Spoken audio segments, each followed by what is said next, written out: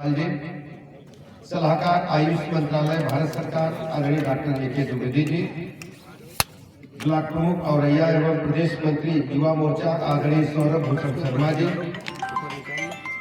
समाज सेवी बीड़ के आदरणीय नवीन जी और हम सबके अभिभावक, इस गांव के निवासी, अपने गांव को, अपनी मातृभूमि को ईश्वर से बढ़कर के मानने वाले आदरणीय डॉक्टर घनश्याम अग्निहोत्री जी, जो इस कार्यक्रम के आयोजक हैं, प्रांत संपर्क प्रमुख आरएसएस, भारतीय जनता पार्टी के जिला अध्यक्ष आदरणीय अंजू श्रीवास्तव जी, माननीय विधायक आदरणीय विकास गुप्ता जी, माननीय विधायक आदरणीय राजेंद्र सिंह पटेल जी, माननीय विधायक जय कुमार जैकी जी, पूर्व विधायक आदरणीय आदित्य पांडे जी, संचालन कर रहे सौरभ भूषण जी, मंच पर उपस्थित हमारे पूर्व जिलाध्यक्ष आदरणीय मिश्रा जी, मंच पर उपस्थित तथा सामने बैठे खड़े सभी भाइयों तथा बहनों पत्रकार मित्रों, सामान्यतः सामाजिक जीवन में हम कई प्रकार के कार्यक्रमों में जाते हैं, लेकिन कुछ ऐसे कार्यक्रम होते हैं जो मन को छू जाते हैं। जितने लोग हम लोग बैठे हैं, सबका कहीं न कहीं से गांव से जुड़ा हुआ, लेकिन गांव से निकल करके ऊंचाई प्राप्त करने के बाद गांव वापस कौन आता है? आदरणीय घनश्याम अग्निहोत्री जी ने साबित किया है, थोड़ा इको कम करो, ये साबित किया कि अपने जड़ों से हमें जुड़ करके रहना, हमें मिट्टी से जुड़ करके रहना, और केवल जुड़ के नहीं रहना है।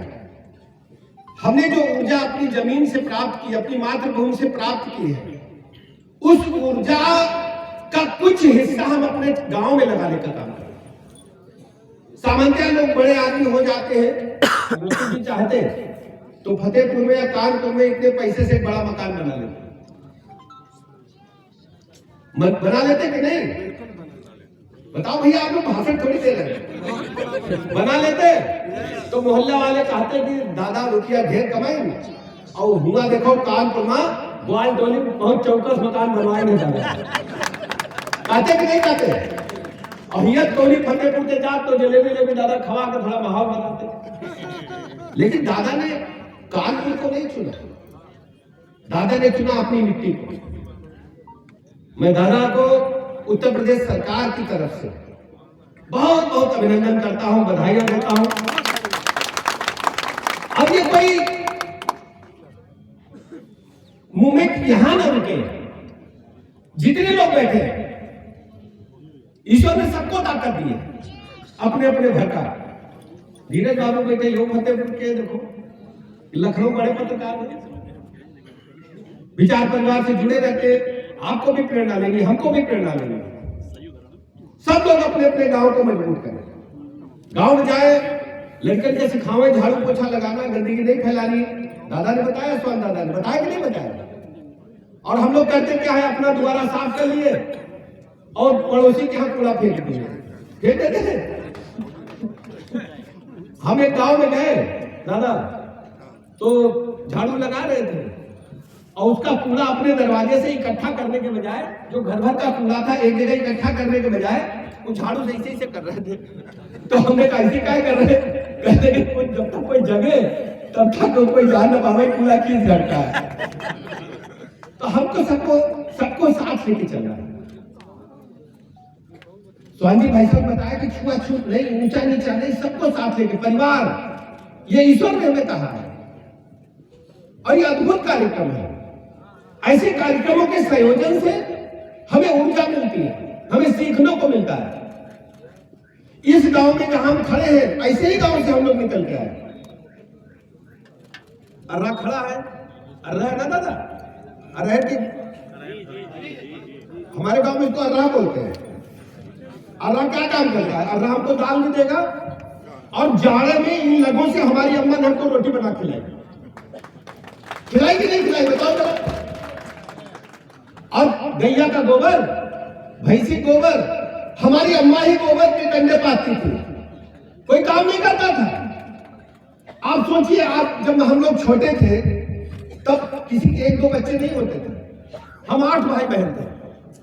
8 भाई बहनों को तैयार करके स्कूल भेजना अम्मा का काम था, और भेजने से पहले उनको खाना खिलाना। तब ये ब्रेकफास्ट और लंच नहीं होता था, बताना भैया को, सवेरे ही रोटी बन जाती थी। अम्मा ने चूल्हा जला दिया। चूल्हा कैसे जलता था, जाड़े का हाल मैं बता रहा हूं अपने घर का। जाड़े में अम्मा चूल्हा जला देती थी, और बहुत जाड़ा बना तो पिताजी एक बार बुरादा वाली अंगीठी ले आए। बुरादा की अंगीठी तो आज की पीढ़ी जान ही नहीं पाएगा। उसमें कूट कूट के भरा जाता था, हम लोग 2 लोग लगते थे तो खींच पाते थे उसके पाइप को। बुरादा उसमें एक चैला लगता था, एक चैला से वो चाय उसमें बनती थी। और वैसे सामान दिनों पे चूल्हे पे अम्मा ने भगोना चढ़ा दिया या बटुइया चढ़ा दी। बटुइया होती थी, भगोना तो नहीं होता था। अब उसमें चाय बनती रहती थी, तो 1 कप चाय का कोई व्यवस्था नहीं थी, कितनी भी पियो, याद है ना? वही हमारी उम्र के लोग बताओ, यही था ना? 1 कप चाय का नहीं था, चाय और रात की रोटी, और उसमें नैनू लगा दी और मुकुलू डाल दी। क्यों भैया बताओ ना? और चाय निकालते गए, पीते गए, वही खा के स्कूल चले गए। अगर अम्मा आलस कर गई, नहीं तो फिर दाल चावल सब्जी रोटी 8 बजे तैयार हो जाता है कि नहीं? बताओ भैया, तैयार हो जाता है कि नहीं? आज तुम्हें बताओ। हम सब लोग खा जाते रहे। उसके बाद शाम को आए तो ये डबल रोटी का तो सुने नहीं था। कोई जीजा फूफा आते थे तो डबल रोटी लाते थे, ये जिसको आजकल ब्रेड बोलते हैं, यही है ना? शाम को दुधारी वाला दूध कोई पीता था पहले? नहीं, दुधारी का ऊपर वाला निकाल के अम्मा रख देती थी घी बनाने के लिए, नीचे वाला हम लोगों को कटोरे में, और दूधी रोटी सुबह की मीस के वही खा लिए। बताओ भैया, वही खाते थे ना? पूछे वाले क्यों नहीं बोल रहे? अब क्या हो गया? वो पिज्जा चल गया है, नूडल चल गया है, ये अंग्रेजी खाना चल गया। तो हमको अपने गांव को हमेशा याद रखना चाहिए। हमारी असली ताकत है, हमको कदाचार से रोकती है। हमारी मिट्टी, हमारी जन्मभूमि हमको गलत काम करने से रोकती है। क्यों रोकती जानते? हम लोग छोटे थे तो गांव में जब जाए तो कोई नाम नहीं लेता था किसी का। घर में जो सफाई कर्मचारी आते थे, हमारी चाची आती थी, उनको हम चाची कहते थे, किसी को मौसी कहते थे। भले ही उनका दायित्व तो ऐसा था कि जिसको हम वर्णन नहीं कर सकते। उस समय, आज के 30-40 साल पहले जो सफाई कर्मचारी घरों में आते थे, क्या करते थे याद है आपको? उसका हम वर्णन नहीं कर सकते, लेकिन हमारी हिम्मत नहीं थी कि अपनी चाची का हम नाम ले सके। अगर हमने नाम ले लिया तो पिताजी का डंडा तैयार रहता था। पिताजी डंडा रखते थे, उसको बोलते थे समझावन लाल, कहते थे समझावन लाल है, 2-3 डंडा लगा देते थे। किसी की हिम्मत नहीं थी। और यही गांव की परंपरा है कि हमारे गांव में जो बुजुर्ग है, चाहे जिस समाज का हो, चाहे जिस घर का हो, हमारा अभिभावक होता है। हम लोग गांव में जाते थे, कभी अटी डंडा खेल रहे, अटी डंडा की गिल्ली आंख में लग जाती, डर बना रहता, तो शिकायत हो जाती थी कि गिल्ली डंडा फलाने लड़का खेल रहा। तो पिताजी और चाचा लोग डंडा लेकर ढूंढने लिए आते। कंचा खेलने नहीं दिया जाता था। पतंग उड़ाने के लिए कहा जाता था मैदान में जाओ, छत पे नहीं उड़ा सकते थे, छत पे उड़ाएंगे तो हाथ पैर टूट जाएगा। लेकिन अब क्या हो रहा है? पड़ोसी का लड़का कुछ करे, कोई कवैया नहीं। पड़ोसी का लड़का कुछ करे, को कवैया है। पहले पूरा गांव में कर रखता था, गांव का बच्चा पूरे गांव का बच्चा होता था, केवल एक व्यक्ति का बच्चा नहीं होता। दीदी आ रही होती थी, जीजी विदा होकर आ रही, तो पूरा गांव दुखी होता था। गांव में शादी है तो टेंट हाउस नहीं था, सामियाना मांगे जाते थे। गलीचा मांग क्या हो दादा? दादा अग्नोती दादा, गलीचा मांगे जाए, गलीचा। हम लोगों का नाम पीछे नाम लिखो, किसका जिसका गलीचा है, और स्याही से नाम लिखे जाए। बर्तन मांगे जाए, टेंट हाउस कहां थे? पराते में पीछे नाम लिखे जाए। कहां कुछ टेंट हाउस? सब लोग, पूरा गांव परस लेता था, सब लोग खाना खा लेते थे। किसी का छप्पर उठाना है, छप्पर उठाने के लिए गांव में आवाज नहीं दी जाती थी, बोलो भैया। सब लोग निकलते हुए देखते थे छप्पर बन रहा है, पूरा गांव इकट्ठा करके छप्पर चढ़ा देता था, बोलो भैया। अब किसी की स्लेट पढ़ती कोई आता है? पड़ोसी कहा अब चिंता न करो, अभी एप्लीकेशन दई आन थाने पुलिस होते हो ही। यही हाल है ना। कह लगे वो मिसिन है ना लखनऊ क्या है 2 फीट छज्जा बढ़ा ली नहीं, अब पुलिस आ रही। यही है कि नहीं? आप बताओ भैया। तो यही का खत्म करने है, ये मामला खत्म करना है। और इसकी शुरुआत आदरणीय घनश्याम अग्निहोत्री जी ने की है कि हमें गांव की मिट्टी से जोड़कर चलना है, सबको साथ लेकर चलना है। ये कोई साधारण बात नहीं है। पूज्य माता पिता की हमने एक बड़ा स्टैचू लगाने का काम किया। माता पिता क्यों? माता पिता क्यों, ये बताओ हमको। कोई दूसरा भी तो हो सकता है। हम इसलिए माता पिता को कहते हैं, माने भयंकर सर्दी में अपने गीले में सोई और अपने बेटे को अपनी बेटी को उसने सूखे में सुलाने का काम। अगर आपने रोटी मांगी होगी, 4 बची होगी, उन्होंने अपने लिए कटोरदान में रखा होगा तो उसमें से तुमको दे दिया होगा, अपना भूखा सो गए, अपने लिए एक रोटी अलग से बनाने का काम मां ने नहीं किया। अगर दाल सब्जी घट गई है तो अपनी चटनी से खा लिया होगा, अपने लिए सब्जी बनाने का काम मां ने नहीं किया होगा, किसी की मां ने नहीं किया होगा। और पिता का दायित्व देखिए, पिता का कर्तव्य देखिए। अपना फटी पैंट फटा चप्पल होगा, लेकिन अपने बेटे को सबसे अच्छा जूता दिलाने का काम जाड़े में पिता करता है। हमें संस्कारों को आगे बढ़ाना होगा। संस्कार कहां बचे? हम लोग सती सावित्री की कहानियां कहां सुन पाते हैं? सती सावित्री के बारे में कौन सुनाता है? हमारी दादी थी, परदादी हमारे सामने थी। मैं हाई स्कूल में था, हमारी दादी की सास जिंदा थी और दोनों में निवृत्ति नहीं थी। वो खाना अपने आप बना खाती थी। पूरे मोहल्ले पूरे घर में हमेशा उनकी धोती ऊपर रहती थी, कोई छूना नहीं। अंगीठी में अकेले खाना बना खाती थी और कभी कभार हमको अवसर मिल जाता। और हमारी परदादी की उम्र 90 साल थी, दादी की उम्र 70 साल थी। और दादी की हिम्मत नहीं थी कि सर से पल्लू हटा करके परदादी के सामने चली जाए। कहती देखो आज की बहुएं आई हैं। 70 साल वाली दादी को परदादी कहती थी, ये आज के बहुएं आए देखो मुंह पर मुंह उठाए खड़े थे। क्या संस्कार दिए, सीधा पिताजी तक पहुंचाती थी। बेहतर से आई, हमारी दादी का ससुराल मैका बेहतर में था, हरदोई जनपद में। बेहतर से आई देखो, हमारे जमाने का है। और दादी बताती थी, दादी की जब शादी हुई तो मात्र 13 वर्ष की थी। अब सोचिए क्या संस्कार हिंदुस्तान ने दिए हैं, भारत मां भारती ने क्या संस्कार दिए हैं। एक परिवार एकजुट होकर के रहता था।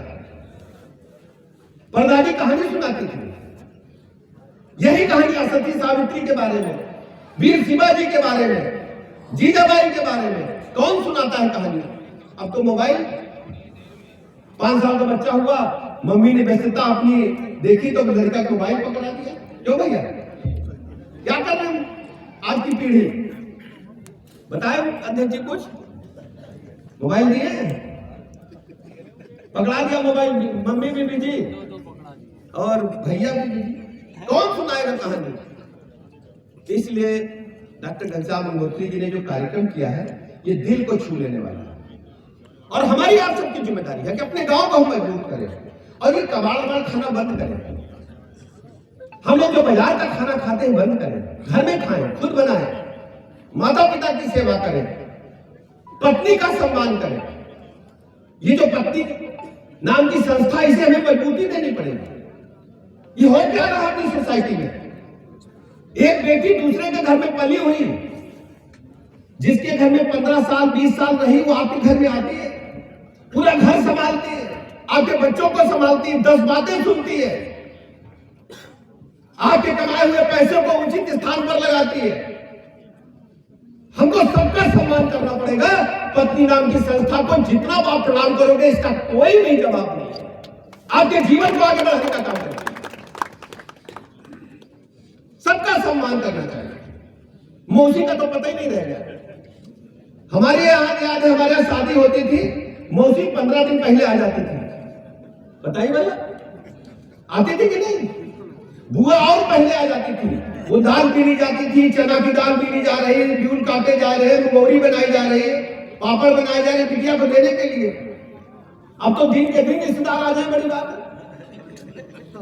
क्यों भैया? हम भाषण छोड़ देंगे, बात तो मेरी हुकारी तो भरो। सही है ना? अब मौसी आती है 15 दिन पहले, मौसी फुर्सत ही नहीं, और बहानेवता भी ऐसे होके लेने नहीं जा रहे मौसी को। तो मौसी कहाँ है? तो मौसी को लाना है मुझे अपने गांव में, बुआ को लेके आना है, सबको इकट्ठा करना है, बृहद परिवार को इकट्ठा करना है। और यही हमारी भारत की संस्कृति है। और सबको गांव में सबका सम्मान होना चाहिए। हमें अच्छी तरह याद है, गांव में हम लोग पढ़ते थे, हमारे टीचर थे भगवान दास, प्राइमरी पाठशाला के हम लोग पढ़े, हम लोग सामने मैंडेटरी नहीं थे। पहले जाते थे स्कूल में 2 बाल्टी पानी भरना पड़ता था, पूरा स्कूल पहले साफ करते थे, फिर वो हौदिया में जिसमें स्याही और खड़िया घोरने के लिए उसमें पानी भरे, फिर पूरी मास्टर साहब की साइकिल साफ किए, फिर एक लड़का जो सबसे अच्छा बोल लेता था पहाड़ा, उसको मास्टर साहब ने सिखा दिया, वो तेज बोलता था, बाकी लड़के पीछे पीछे दुकान दुइया बड़ी तेज चिल्लाते थे। याद है ना? बोलो भैया, दुकान दुइया दुदन्ना। अब कौन बोल रहा? सबके हाथ में कैलकुलेटर है, जोड़ ले रहे अपना, कोई दिमाग में काम ही नहीं, लोड ही नहीं डाला। गांव से हमें जुड़ना है, और मैं वास्तव में यहाँ आकर के बहुत अभिभूत हूँ। दादा को प्रणाम करता हूँ, अभिनंदन करता हूँ। और सबसे बड़ी बात, गांव में काम करने वाले लोगों का सम्मान हुआ, समाज सेवी का सम्मान हुआ, चिकित्सक का सम्मान हुआ, किसान जो खेत अच्छा बना के खेती बढ़िया कर रहे हैं उनका सम्मान हुआ, और एक दादा का सम्मान हुआ जो भैंसी गैया पाले हैं। अब भैंसी कितने लोग दूहना जानते, बताना जरा, कोई नई पीढ़ी बतावे, कोई नई पीढ़ी बताए, नई पीढ़ी मानेंगे। कोई भैंसी दूह लेगा, कोई गैया दूह पाएगा? बताओ, आलोक दूह पाओगे? ये गांव में फरखाबाद के गांव कहते नहीं, क्या कहते?